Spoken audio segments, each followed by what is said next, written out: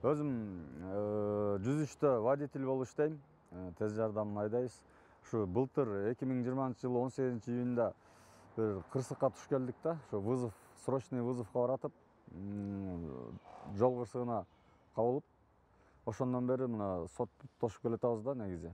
Анан сотубуз 1 май, ой 1 май деп элем, Свердловский районный сотто өттү. Ошол жактан мени күнөөлүү кылып чыгарып койду. Бул жерден эми жакшылап эметиш керек болчу. Бул жерде тергөө бир тараптуу жүрүп калган да. Бүт менин мойнума элип 3 миллион штраф менен менин мойнума илип атат. Анан болгон эмени айтып берейин десем, бул перекресттоктон биз өтүп аткан маалда КамАЗ келип бизди сүзгөндө, машинебиз жарабай калды, жараксыз болуп калды. Мен сирена мигалка менен бараткам, как положено. Ал жерден бүт машиналар токтоп кое берген да меничи. Анан мен өтүп аткан маалда КамАЗ келип сүзүп атат да. Бул жерден бүт эле мен билем, 10 жылдан бери иштейм эмеде, жумушта. Убедиться этип туруп өтүп аткам ал жерденчи. Анан бул жерден ушундай эме чыгарып коюшту. Мени эле күнөөлөп, КамАЗ жак болсо сүттөн ак таптаза, вообще суу жукпай эле кургак чыгып кетти суудан, мындай айтсам.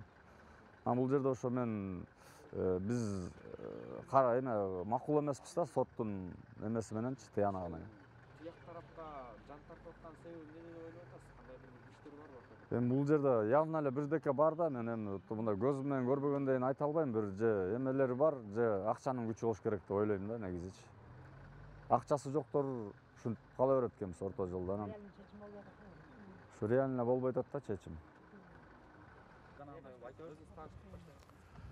Саламатсызбы туугандар, мен Бешиналиев Талант, бул тез жардам айдоочу Бешиналиев Саматтын агасы болом.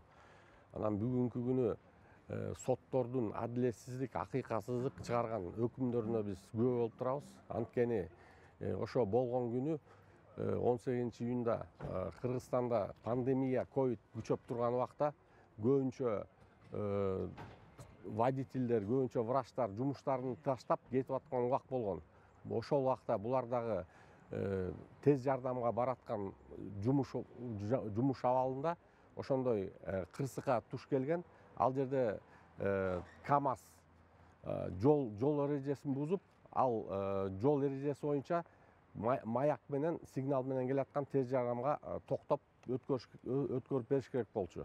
Бирок ал аны кылбай, ал эмес, тормозду да баскан эмес, ал жерде тормозной путь вообще изи көрүнбөйт.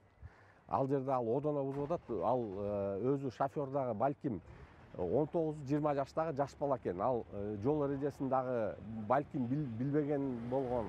Анан ушул жерде ушундай акыйкатсыздык болуп атат. Мынакей бир тараптуу гана тез жардамдын шофердун күнөөлөп жатат. Ал жерде мынакей канча сот процесс болуп атат, даже КамАЗдын шоферу келген да жок, эчтеке менен иши жок эле жүрөт.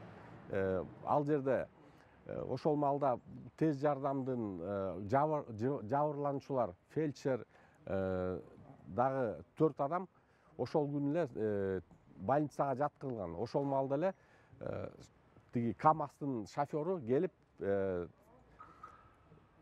тергөө менен бир тараптуу кылып, өзүн күнөөсүз кылып чыгарып отурат. Ал жерде КамАЗдын шофердун күнөөсү болсо дагы, ал жерде как пострадавший катары тергөөчүнүн кыймыл аракеттери менен ошондой чыгып отурат. Бул жерде көрүнүп турат. Ал болсо ошол жерде келгенде өзүнүн аны эми туугандары мындай экен да, азыркы маалда ошо оозу кыйшык болсо байдын баласы сүйлөсүн деген ошол болуп атат да. Ошондуктан биз соттон мынакей канча революция болду, канча бийлик алмашты, ушул соттон адилеттүү, акыйкаттуу чечимди күтүп отурабыз. Эл, кыргыз эли, бүткүл кыргыз эли ошону күтүп отурат. Бул жерде көрүнүп турат.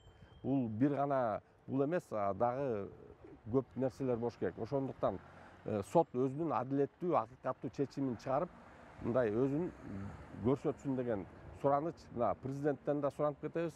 Бүт ошо бийликте турган, бийлик бутагандагы соттордон да суранып кетебиз. Ошондой. Рахмат.